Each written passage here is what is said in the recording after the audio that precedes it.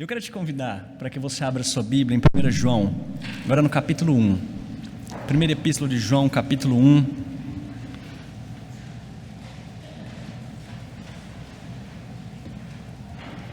Nós vamos ler dos versículos 5 a 10. 1 João, primeira Epístola do apóstolo João, capítulo 1, versículos 5 a 10.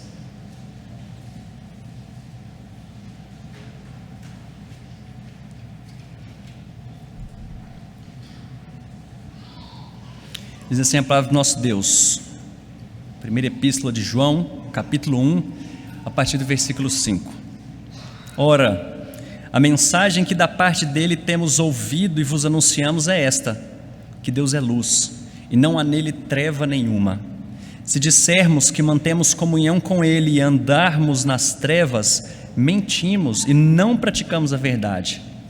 Se, porém, andarmos na luz como ele está na luz, mantemos comunhão uns com os outros, e o sangue de Jesus, seu Filho, nos purifica de todo pecado. Se dissermos que não temos pecado nenhum, a nós mesmos nos enganamos e a verdade não está em nós. Se confessarmos os nossos pecados, ele é fiel e justo para nos perdoar os pecados e nos purificar de toda injustiça.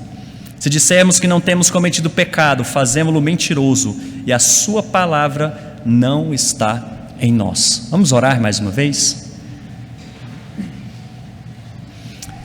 Santo Deus, é diante da tua presença que nós estamos e rogamos para que continue a nos conduzir, agora dando entendimento da tua palavra. Obrigado porque através de Jesus Cristo nós podemos ter comunhão com o Senhor, mas sabemos que essa comunhão pode e deve ser verdadeira, profunda, diária contigo. E muitas vezes nós somos ou estamos enganados pensando que temos comunhão com o Senhor, mas temos na verdade sido mentirosos, enganando-nos a nós mesmos. Pai, dá-nos clareza a respeito disso, para que nós verdadeiramente possamos ter comunhão clara contigo, ó Pai. Mais uma vez eu te agradeço porque isso é possível pelo sangue de Jesus Cristo, e a quem nós oramos nesse momento. Amém. Eu tive o privilégio já de conhecer algumas pessoas muito ilustres no meio cristão, e ilustre aqui eu estou dizendo de pessoas que têm certa proeminência, gente excelente no que faz, é muito conhecida por isso. Por exemplo, eu já tive a oportunidade de sentar numa mesa de jantar com Carson, D.A. Carson, alguém que a gente admira muito. Outra pessoa que eu já pude estar presente também, conhecê-la, é o Tim Keller. Tive pessoalmente com ele. Até tenho foto com essas pessoas. Se eu te dissesse que eu sou amigo deles, você acreditaria? Só por esses fatos? Acho que não. Eu falar, tá, né? Conheceu, mas amigo, ele está forçando um pouco a barra. A verdade é que a gente vive um tempo de relacionamentos voláteis. É o tempo das mídias sociais, em que na verdade eu tenho milhares de amigos, mas que eu posso chamar de amigo, talvez muito poucos deles, talvez nenhum. E o problema disso é que geralmente nós tratamos o nosso relacionamento com Deus da mesma forma. Talvez só porque eu tenho como um conhecido, eu até venho na igreja e aprendo sobre ele, eu o chamo de amigo e falo que tem comunhão com ele. Mas será que de fato nós temos comunhão com esse Deus? Eu posso chamá-lo de amigo? Interessante como o texto de Tiago capítulo 2 vai dizer que Abraão creu, isso foi para a justiça, e ele foi chamado amigo de Deus. Quem aqui que não gostaria de ser chamado pelo próprio Deus de amigo? Imagina uma cena, Jesus te manda um convite de amizade ou para te seguir lá no Facebook ou no Instagram, e quando terminar isso daqui, eu não quero que você chegue para mim e fale assim, herege, tá inventando coisas de Deus aí, não tem nada a ver com isso, é só uma ilustração que eu quero que você entenda. Imagina que Deus te manda um convite lá para ser seu seguidor, e você gosta muito das fotos de Deus, talvez a primeira foto deles lá está assim, olha só eu criando o mundo, aí está Deus lá e, poxa, essa aqui é muito boa, né? Olha que coisas maravilhosas. Talvez uma outra foto que ele tem lá é o dia que eu conversei com o meu servo e amigo Moisés. eu estava na sarça. E está lá, essa foto de Deus. Então, quando você vai olhando esse perfil de Deus, você vai aprendendo coisas maravilhosas. Fala, gente, esse Deus é fantástico. Olha só, tanto que esse Deus é infinito, Ele é Espírito. Gente, que Deus poderoso, que Deus amoroso é esse? Mas isso faria de você um amigo de Deus? Claro que Deus não tem perfil nenhum, mas a gente sabe a respeito desse Deus, não sabe? Você até vem na igreja domingo. Isso tem feito de você um amigo de Deus? Alguém que tem comunhão plena e verdadeira com Ele? Eu queria que nessa noite a gente pudesse meditar a respeito disso, entender o que Deus requer de nós para, de fato, nos considerar como amigos, como companheiros, como alguém que tem relacionamento verdadeiro de fato com Ele.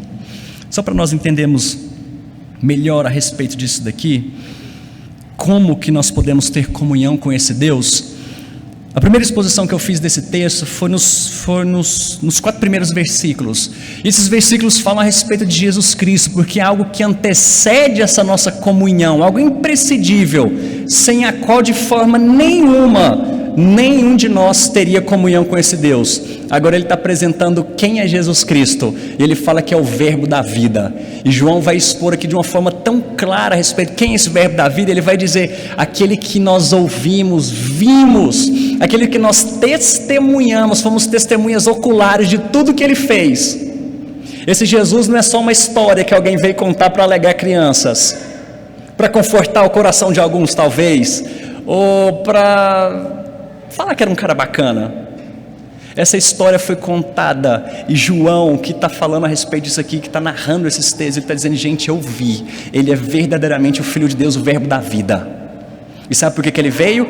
Ele diz isso para nós no versículo 3 do capítulo 1, lá no finalzinho, para que vós igualmente mantenhais comunhão conosco, e ora, nossa comunhão é com o Pai, e com o seu Filho, Jesus Cristo.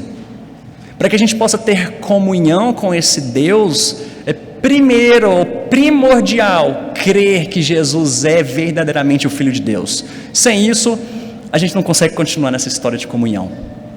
Quer dizer para você claramente, que se você quer ter comunhão com Deus, é necessário antes crer em Jesus Cristo, como o único e verdadeiro caminho.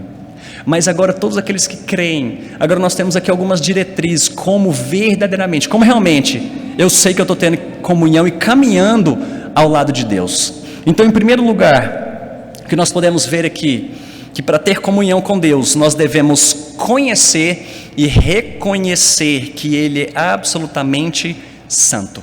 Eu disse 2 coisas aqui na mesma frase, é preciso reconhecer e conhecer que Ele é absolutamente santo. Olha como é que começa dizendo aqui para nós, versículo 5.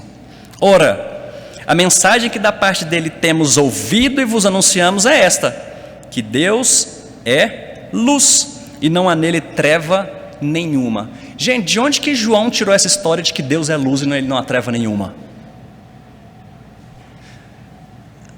É claro aqui a respeito da revelação que o próprio Cristo fez. Não foi algo que João chegou num grupo de amigos e falou, vem cá meus amigos discípulos, vamos pensar a respeito de Deus aqui, o que você acha que é Deus? Aí o cara falou, eu acho que Deus é amor. Opa, essa característica é boa. Deus é luz. Opa, essa também é boa. Eles não estavam imaginando e pensando coisas, ele foi direto na fonte que falou que Deus é luz. E para nós entendermos a respeito disso, que nós precisamos de comunhão com Deus, em primeiro lugar, nós precisamos conhecê-lo. Sabe como que a gente conhece? Através da revelação dele. É exatamente através desse livro que nós conhecemos a Deus, para que possamos ter comunhão plena com Ele. E o interessante é que essa história de revelação, e que João está trazendo aqui para nós, porque isso é particularmente interessante para o nosso tempo, porque nós vivemos um tempo que a igreja evangélica hoje é muito sensorial, de experimentar. Eu conheço a Deus porque eu experimento, e olha que eu de forma nenhuma estou desvinculando uma coisa da outra. Experiência com Deus, ela é extremamente necessária para nós. É esse toque que nós cantamos aqui, ao sentir o teu toque. Claro que a gente sente o poder de Deus sobre nós, mas tudo isso é regulado pela revelação escrita de Deus. O problema disso é que muitas pessoas dizem: olha, você fica com a sua letra aí, fica com essa história de doutrina, porque afinal a letra mata. Eu conheço a Deus porque eu sinto. Tudo aquilo que nós sentimos precisa ser regulado por aquilo que nós aprendemos a respeito dele. Eu vou te falar de novo, essas duas coisas não estão dissociadas, não estão separadas uma da outra. O problema é quando a gente dá valor extremo a uma e esquece da outra. Mas o que João está dizendo aqui para nós: eu preciso conhecer esse Deus, e para conhecê-lo, eu preciso me debruçar nesse livro. E uma das características particulares que agora João traz para nós, que conhecer a Deus envolve conhecer e reconhecer a sua absoluta santidade. Interessante que João não começa aqui falando sobre nenhuma outra característica, ele começa direto a respeito da santidade. E ele fala: olha, para você experimentar Deus, para você ter comunhão com Ele, você precisa conhecê-lo. Isso tem a ver com o próprio Deus. Isso está sempre voltado para Deus, o conhecimento que nós temos dele. Porque se a gente exaltar um lado da letra, eu esqueço de vivenciar Deus. Mas se eu exalto o outro lado, agora eu começo a pensar demais em mim. Porque ele falou: poxa, hoje eu não estou sentindo Deus. Ou talvez, o que Deus vai fazer por mim hoje, hein? Eu acho que eu estou com um casamento abalado. Será que Deus vai me ajudar hoje naquele culto? Eu estou um pouco triste. Será que Deus vai fazer por mim? Porque afinal, eu ia usar uma frase aqui: eu sou o ponto fraco de Deus, mas não vem ao caso. É a história de que é você o centro do culto. O que Deus vai fazer para você? E João está falando: não, gente, não é você não.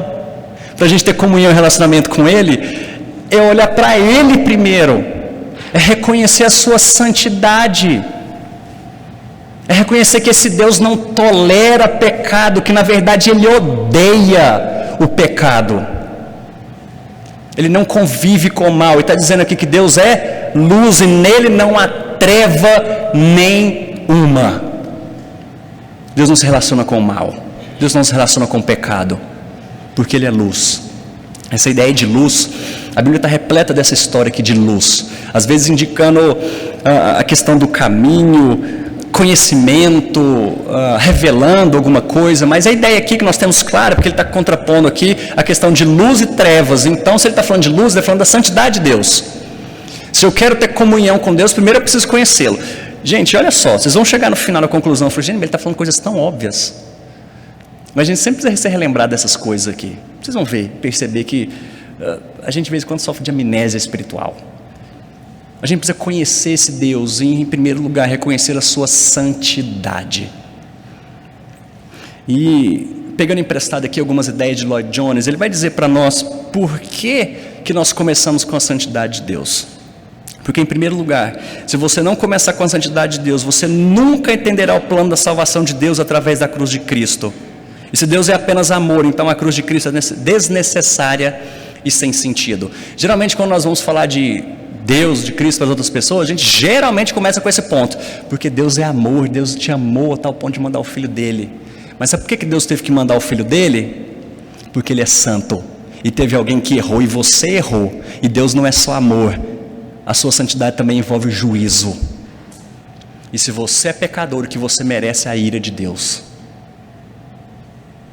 É por isso que a gente fala de um Deus santo, e vem toda essa história da salvação, porque a gente está lidando com um Deus que é luz. Mas em segundo lugar, se nós começarmos com a santidade de Deus, isso expõe todas as falsas alegações de comunhão com Deus. Em nossos dias, como de João, muitos afirmam ter comunhão com Deus, mas muitas vezes essa é uma afirmação vazia, baseada em sua própria imaginação, com um falso Deus que eles inventaram. Em terceiro, começa com a santidade de Deus, ou começar com a santidade de Deus nos salva do perigo de culpar a Deus em tempos de dificuldade. Porque nós somos sempre propensos a perguntar: por que Deus está permitindo isso? Eu mereço isso? Mas se nós começamos com a santidade absoluta de Deus, veremos que não merecemos nada, como eu disse, além da sua ira, e nós não vamos desafiar e criticar a Deus quando as provações vierem. E por fim, a partir da santidade de Deus, nós vemos que esse é o único caminho para a verdadeira alegria e paz. Porque alegria e paz vem de ser verdadeiramente reconciliado com Deus Santo, através do sangue do seu Filho Jesus. Veja só como Deus leva a sério essa história da santidade dele. E por que João está apontando isso aqui para nós? Levítico, capítulo 10, versículos 1, 2 e 3, vai contar uma história terrível, que é de Nadab e Abiú, os filhos de Arão, sacerdote. Arão, segundo o mandamento de Deus, que é narrado também a respeito da vestimenta, Arão tinha uma placa de ouro na sua cabeça, na mitra que ele usava, escrito santidade ao Senhor, porque ele ia se dedicar completamente a ser santo e separado para o Senhor. Então os filhos de Arão, mesmo sabendo da lei dele, da lei de Deus, para se entrar no sumo sacerdote, para se entrar no templo, no santo dos santos, eles levam algo muito esquisito, no qual Deus não havia permitido, e o texto nos fala que eles levaram fogo estranho na presença do Senhor. Talvez aqui muitos saibam o que aconteceu com eles por fazerem isso, por violarem aquilo que representava exatamente a santidade do Senhor. Sabe o que aconteceu? Eles foram exterminados naquele exato momento. Então o versículo 3 fala para nós: e falou Moisés a Arão, isso é o que o Senhor disse, mostrarei a minha santidade naqueles que se cheguem a mim, e serei glorificado diante do meu povo. O povo no Antigo Testamento tinha tanto receio a respeito dessa santidade do Senhor, porque ele leva isso a sério, que eles não ousavam sequer pronunciar o nome de Deus. Na verdade, eles tinham uma lei entre eles, que eles podiam pronunciar o nome de Deus apenas 3 vezes no ano. No ano eles podiam falar o nome de Deus, e é por isso que a gente tem certa dificuldade, os estudiosos têm certa dificuldade de saber exatamente a pronúncia do nome de Deus, Yahvé e por aí vai, devido ao respeito que se tinha exatamente pela santidade desse Deus. Ele leva isso muito a sério. Se você quer ter comunhão com Deus, conheça-o e reconheça a sua santidade. Segundo lugar, para ter comunhão com Deus, nós não devemos andar na escuridão. Olha só o que o versículo 6 diz para nós: se dissermos que mantemos comunhão com Ele e andarmos nas trevas ou na escuridão, mentimos e não praticamos a verdade. Isso aqui, mais uma vez eu falo para vocês, é muito óbvio. Se eu quero ter comunhão com Deus que é luz, eu não devo andar nas trevas. Mas vamos tentar relembrar o que é esse andar nas trevas. Andar nas trevas significa ignorar ou negar os nossos pecados, é bloquear a luz da santidade de Deus e viver como o mundo vive, criando as suas próprias ideias sobre o certo e errado à parte de Deus. É justificar o seu próprio comportamento, redefinindo o pecado, culpando-o por outros fatores ou eliminando todo o conceito de pecado. Andar na escuridão é tentar se esconder de Deus, em vez de expor a sua vida a Ele. Olha só o que essas pessoas chegaram ao cúmulo de falar aqui, que nós vimos. Porque ele começa no versículo 6, se dissermos, agora ele começa com uma situação hipotética, mas muito provavelmente indica que ele estava lidando com os falsos mestres que realmente afirmavam isso daqui. Ele diz, se dissermos que mantemos comunhão com Ele e andamos nas trevas, mentimos. Depois ele diz, versículo 8, se dissermos que não temos pecado nenhum, a nós mesmos nos enganamos. E aí depois versículo 10, se dissermos que não temos cometido pecado. O que João está fazendo aqui é confrontar exatamente essa história de pecado, que é o viver em trevas ou na escuridão, viver diante do pecado. E essas pessoas falam assim, olha, mas você está falando isso para nós, isso aqui não serve? Não, porque eu não tenho nem cometido pecado, quer dizer, eu nem pecado tenho. Gente, mas que história é essa? É porque naquela época eles acreditavam nesse dualismo, né, entre matéria e alma. Eu falo, não, minha alma é pura, meu corpo até está contaminado, mas minha alma é pura, eu não carrego pecado. Essa história que você está me contando aí de pecado que vem de Adão, conversa fiada. Minha alma é pura. Ele falou, opa, se você diz que não tem pecado nenhum, você é mentiroso. Ele falou, não, tudo bem, posso até ter pecado, mas eu não tenho cometido pecado nenhum. Eu só tenho um cara bom. Eu falei, opa, como assim você é um cara bom? Você não tem cometido pecado? E é interessante como essa história serve muito para os nossos dias, porque talvez tenham pessoas aqui até no nosso meio que dizem, poxa, você está me falando de pecado, de condenação, andar no pecado? Rapaz, eu busco trilhar o caminho do bem. Eu gosto de fazer coisas boas para o próximo, eu não ofendo ninguém. E busco caminhar nessa história. Eu tenho alguns amigos pessoais que gostam muito dessa área mística, assim, e eles realmente são gente boa, aos nossos olhos, aos meus olhos. Eles não fazem mal para ninguém. Eu vejo sempre eles tomando prejuízo, e aí eu fico até impressionado. Eu falo, rapaz, você está bem? Eu falo, rapaz, eu não vou fazer mal para ninguém, porque um dia tudo aquilo que a gente faz, isso volta. Então eu vou praticar o bem, eu vou fazer o bem. E tem certas religiões que pregam o bem, mas quando nós vemos quem está por detrás dessa história de fazer o bem, a gente entende claramente o ídolo que está no coração dessas pessoas. Porque o que João está dizendo aqui, Flores, se você quer ter comunhão, andar junto com Deus, não anda nas trevas. Agora, essas pessoas dizem, eu não ando nas trevas, sabe por quê? Porque lá no final talvez eu vou ser recompensado. Olha só a história de novo, saindo de Deus e voltando para mim. Pô, eu faço essas coisas boas porque no final a coisa vai ser boa para mim também, né? Tipo, não sei nem se é Deus, mas é meio que um Papai Noel. Eu cumpro coisas boas e recebo um presentão no final. Agora João está dizendo, não é assim não. Você não anda nas trevas porque você quer ter comunhão com Deus. Não é essa história de que um dia você vai ganhar um presentão, porque você já ganhou em Cristo Jesus. Essa história de pecado agora envolve uma outra área da nossa vida, que é andar na luz. Eu não faço para receber, mas é porque eu já recebi. Agora eu não vou andar mais nas trevas, porque eu estou diante de um Deus que é santo. E eu quero agradá-lo. É esse Deus que a gente está diante dele aqui agora. Eu vou tentar mostrar de uma forma um pouco mais clara o que é andar nas trevas. Passa a sua página da Bíblia e vai para 1 João 2,15. 1 João 2,15.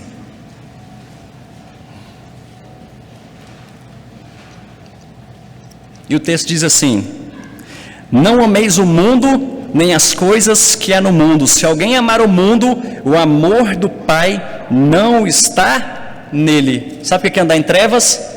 É amar o mundo acima de Deus. E esse mundo que nós estamos falando aqui é todo esse sistema governado por Satanás e que é oferecido a nós. E a gente ama tanto essas coisas, a gente ama tanto o pecado, que eu acabo esquecendo com quem que eu estou lidando, com esse Deus santo. Vamos para mais um texto, capítulo 3, versículos 4 a 6, que nós lemos na liturgia.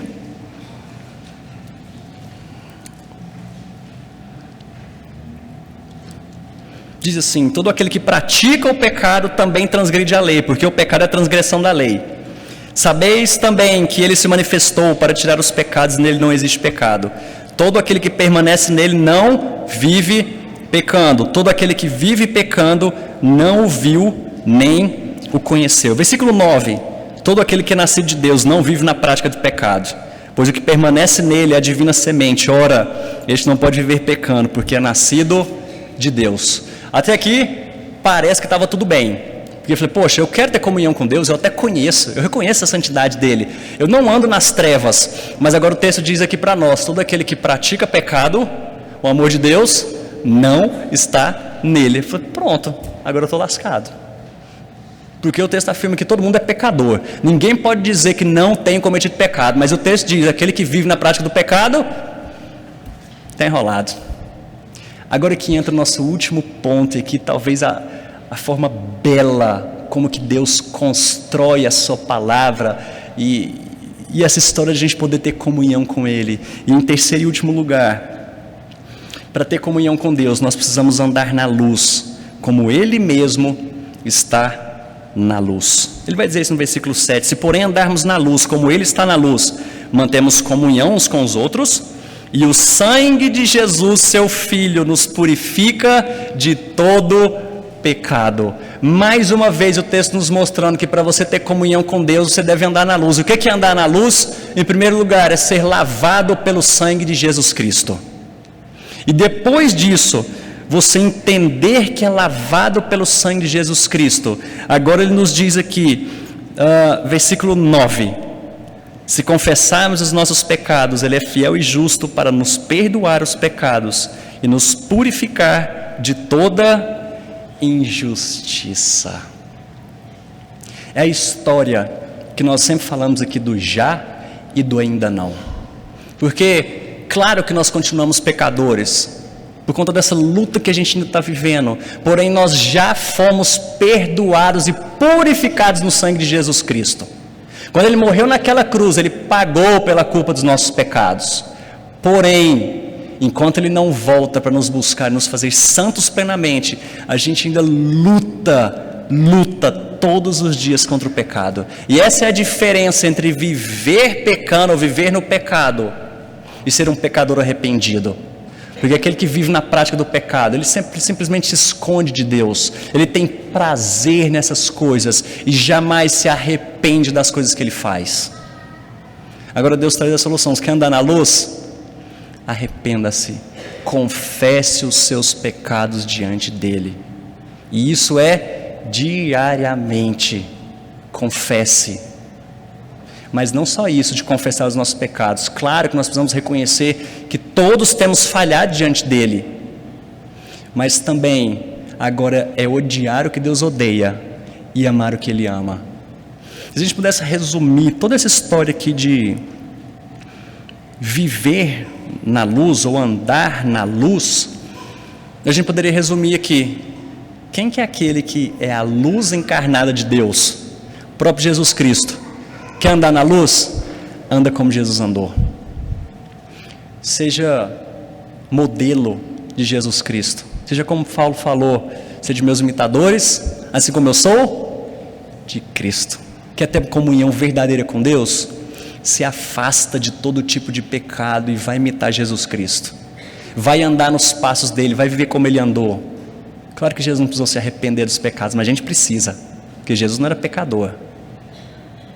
Inclusive até descobri que tem um livro meio secreto aí que me falaram, dessa turma lá dos meus amigos, que tem um livro que fala que Jesus não é nesse homem que a gente pensa que ele é, não. Mas a Bíblia afirma claramente para nós: ele veio sem pecado. Ele pôde morrer naquela cruz exatamente por isso. Santo assim como o Pai. Se a gente quer um modelo de santidade, um modelo de andar na luz, imita Jesus Cristo e confesse seus pecados diante dele. E por fim, olha que coisa que parece não fazer sentido, mas para na mente de Deus faz completamente sentido. Ele diz: você quer ter comunhão comigo? Se arrependa, anda na luz, imita Jesus Cristo, abandona essa vida de pecado, porque aquele que fala que aquele que anda no pecado e não se arrepende, fala: olha, não sei se você está tendo comunhão comigo, não. Eu falei: não sei não. Eu falei: eu sei, você não está tendo comunhão comigo. Mas existe uma outra forma aqui da gente demonstrar comunhão com Deus, de que a gente verdadeiramente está muito ligado a Ele. Quando ele diz aqui ainda no versículo 7: se porém andarmos na luz, como Ele está na luz, mantemos comunhão com quem? Uns com os outros. Isso aqui parece, pelo menos para mim, no primeiro momento, parece não fazer muito sentido. Eu falei: gente, eu estou falando de comunhão com Deus. Ele está falando que, mas se você tem comunhão e anda na luz, você está em comunhão um com o outro. Eu falei: gente, mas é claro, porque os mandamentos se resumem: ama a Deus acima de todas as coisas e o próximo como a ti mesmo. Olha só como isso faz sentido na mente de Deus. Vai por favor de novo aí no capítulo 2, versículo 9.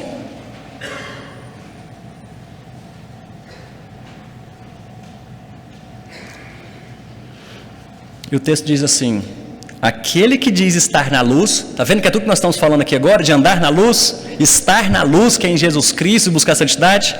Aquele que diz estar na luz e odeia seu irmão, até agora está nas trevas. Aquele que ama seu irmão permanece na luz, e nele não há nenhum tropeço. Aquele, porém, que odeia seu irmão está nas trevas, e anda nas trevas e não sabe para onde vai, porque as trevas lhe cegaram os olhos. Agora é uma demonstração prática de que nós estamos em verdadeira comunhão com Deus. Nós amamos o nosso próximo. Eu poderia entrar nessa história aqui, quem é o nosso próximo? Lembra que perguntaram isso para Jesus? Queriam testá-lo? Como é que resume o mandamento? Ele falou, ame a Deus e ame o seu próximo. Aí um mestre da lei ficou meio sem graça, falou, Jesus, mas quem é o meu próximo? Aí ele conta a parábola do samaritano. Esse é o seu próximo. Ame o seu próximo e você vai saber que você está em verdadeira comunhão com Deus. De maneira prática, Deus fala assim, olha, você ainda está meio perdido, não sabe se está em comunhão comigo, você até conhece, está lidando com o pecado, ama o seu próximo, porque se você odeia seu irmão, seja ele quem for, você está cego, você está enganado de que eu estou em comunhão com você. De maneira prática, da gente saber que está em comunhão com Deus. Anda na luz, não anda na escuridão não, está vendo como isso é óbvio? Eu espero que você tenha chegado no final, gente, mas claro que é, isso é óbvio. Eu tenho que conhecer a Deus, tenho que fugir do pecado, tenho que buscar a santidade. Mas eu te pergunto, hoje você pode ser considerado amigo de Deus? Não amigo nesse sentido que a gente tem nos nossos dias de, eu até conheço esse Deus, né? Sei um bocado de coisa dele. Vou domingo na igreja. Ou você é amigo porque ele é a parte central, ele é o foco da sua vida, porque ele caminha ao seu lado todos os dias, porque você está diante da face da santidade dele, e sabe que para ter comunhão com ele você precisa buscar isso na sua vida. Fora disso, ou você está enganando a si mesmo, ou você é um mentiroso. Mas a história boa é essa, gente, que a gente tem esse privilégio de andar na luz pelo que Cristo fez por nós. Se você não tem andado na luz, arrependa-se, confesse seus pecados e ande em santidade. Lembre-se, não para conquistar algo diante de Deus, mas porque tudo já foi conquistado por você. Quando a gente olhar um pouquinho mais para frente, eu ainda vou chegar nesse texto lá, nós o amamos porque Ele nos amou primeiro. Ame-o e demonstre isso ao seu próximo. É fácil colocar um verniz religioso afirmando que você tem comunhão com Deus, quando realmente você está andando na escuridão e se enganando. Ele quer que nós experimentemos comunhão genuína com Deus Santo, andando na luz, como Ele mesmo está na luz.